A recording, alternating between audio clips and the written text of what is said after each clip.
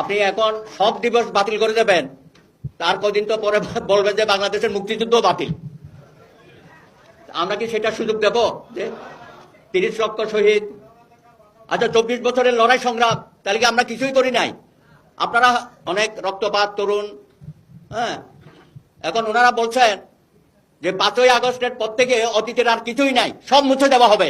এই মুছে দেওয়া চলবে না। বাংলা নভেম্বর আমাদের সংবিধান দিবস, এটা অক্ষুণ্ণ থাকবে। এটাকে পালন করলো আর করলো না, এটা সরকারের নির্দেশনায় এটা চলবে না। এটা জনগণের আছে 10ই এপ্রিল প্রোক্লেমেশন অফ ইন্ডিপেন্ডেন্স, এটা আমাদের গর্ব, জাতির গর্ব। প্রোক্লেমেশন অফ ইন্ডিপেন্ডেন্স সব জাতির থাকে না, বাংলাদেশের আছে। সেই দিবস আমরা পালন করব, আমরা ঘোষণা করার জন্য।